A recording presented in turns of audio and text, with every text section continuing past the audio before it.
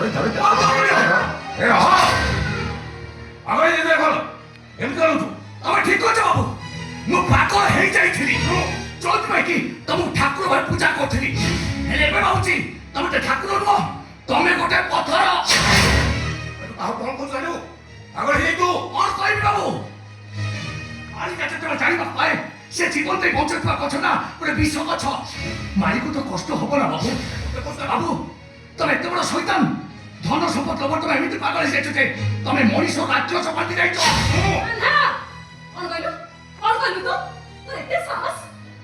ଏ ମା ବଡ ବାବୁ ଖାଲି ରାକ୍ଷସ ହୁଅନ୍ତି ବଡ ବାବୁ ଜଣେ ବ୍ରହ୍ମ ରାକ୍ଷସ।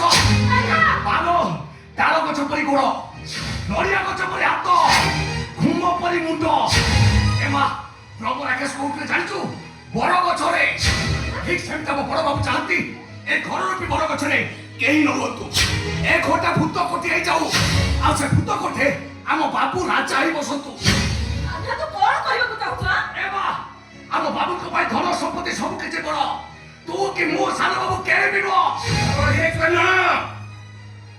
ମୁଁ ଚାହୁଁଛି ତମେ ଘର ଚାଲି ଯାଅ ଏ ଧନ ସମ୍ପତ୍ତି ଏ ଘର ଦ୍ୱାର ଏସବୁ ତମ ବି ଅଧିକ ଭଲ ପାଏ। ହଁ ବାବୁ ଯେମିତି ହାତ ଗଣୁଥିବା ଚଖ ସୁନା ରୂପାକୁ ଭଲ ପାଏ ମୁଁ ଏ ବାପୁ ମା ପରିଚନଥିବା କାନ୍ନା ତମକୁ କହୁଛି ମତେ କହୁଛୁ କାନୁ ତମେ ଜଣେ ଭଲ ଲୋକ ନୁହଁ ତମେ ଯାହା ଦେଖାଯାଅ ପ୍ରକୃତ ତମେ ସେଇଆ ନୁହଁ ତମେ ଜଣେ ଚୁପ୍ ଶୈତାନ।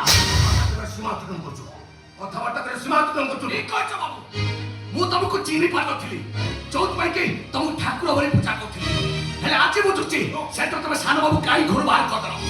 ତମେ ଚାହୁଁଥିଲ ସାନ ବାବୁ ଏ ଘରେ ନ ରୁହନ୍ତୁ ସାନ ବାବୁ ବଂଶ ବିସ୍ତାର କରୁଥିଲେ ତମେ ଚାହୁଁନଥିଲ। ସବୁ ମିଛ ଥିଲା ମା ସବୁ ଥିଲା ଲୋକ ଦେଖାଣିଆ। ତତେ ନିଶା ହେଇଯାଇଛି କାନ ଚୁପଚାପ ଶୋଇଯା। ତମେ ଚୁପ କର କାହିଁକି ଆଜି ବୁଝୁଛି ତମେ ଖୁସି କି କାହିଁକି ଘରୁ ବାହାର କରିଦେଇଥିଲ। ତମେ ଚାହୁଁନଥିଲ ଖୁସିର ପିଲାଟା ଘରେ ଜନ୍ମ ହଉ ସେ ଜନ୍ମ ହେଇ ଏ ଘର ସମ୍ପତ୍ତିରୁ ଭାଗ ରହୁ ତମେ ଏଟା ଚାହୁଁନଥିଲ। ବେଶୀ କଥାବାର୍ତ୍ତା କରିବୁ ତ ତୋ ଜିଭକୁ ଛିଡେଇ ଆଣିକି ତୋ ହାତରେ ଧରିଦେବି।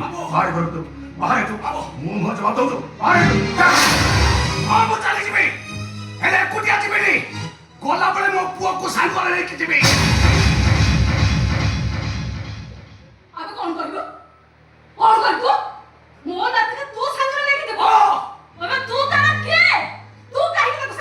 କାହିଁକିନା ତୋ ନାତିକୁ ଜନ୍ମ ଦେଇଥିବା ସ୍ତ୍ରୀଟା ମୋ ଭାରିଜା ମୋ ଭାରିଜାର ପୁଅ ମାନେ ଇଏ ମୋ ପୁଅ। ଖୁସିକି ବାହାଇ ଦେବୁ ସେ ଚୋଚ ହେଇଗଲା ଆରେ ସେ ହଉଛି ଇଏ ଆଶୁତୋଷ ମହାପାତ୍ର ଛାତ୍ର କଲିଜା। ଆଶୁତୋଷ ମହାପାତ୍ର ଛାତ୍ର କଲିଜା ତୁ ସାଙ୍ଗେ ନେଇକି ଚାଲିଯିବ ଚୁପଚାପ ରହିଯିବ। ଭଲରେ ଭଲରେ କହୁଛି ଛୁଆକୁ ମତେ ଦେ ଭଲରେ କହୁଛି ଛୁଆକୁ ମତେ ଦେ। ମୁଁ କହୁଛି ମତେ ଦେ ଛୁଆକୁ। ମୁଁ ବି ତମକୁ କହୁଛି ବାବୁ ମୁଁ ମୋ ପୁଅକୁ ତମ ହାତରେ ଟେକି ଦେଇ ପାରିବିନି। ମୁଁ ତତେ ଶେଷ ଥର ପାଇଁ ଛୁଆକୁ ମତେ ଦେ। ମୁଁ ବି ଶେଷ ଥର ପାଇଁ କହୁଛି ବାବୁ ତମ ପରି କଂସେଇ ହାତରେ ମୋ ପୁଅକୁ ମୁଁ ଟେକି ଦେଇ ପାରିବିନି।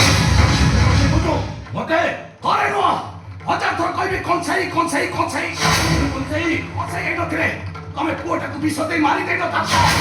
ଏ ପିଲାଟାକୁ ମୁଁ ମାରିବାକୁ ଚାହୁଁଥିଲି।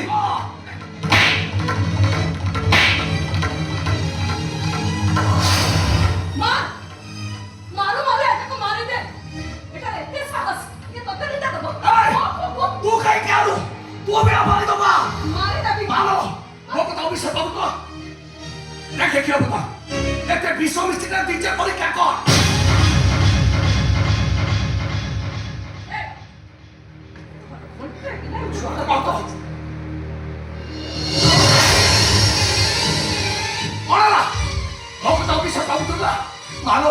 ମୁଁ ଟିକେ ଡେରି କରିଦେଇଥିଲେ ତୋର ଏଇ ବଡ ପୁଅ ତୋ ସାନ ପୁଅର ପୁଅକୁ ବିଷ ଦେଇ ମାରି ଦେଇଥାନ୍ତେ। ପଚାର ମା ମୁଁ ସତ କହୁଛି ମିଛ କହୁଛି ପଚାର ତାକୁ।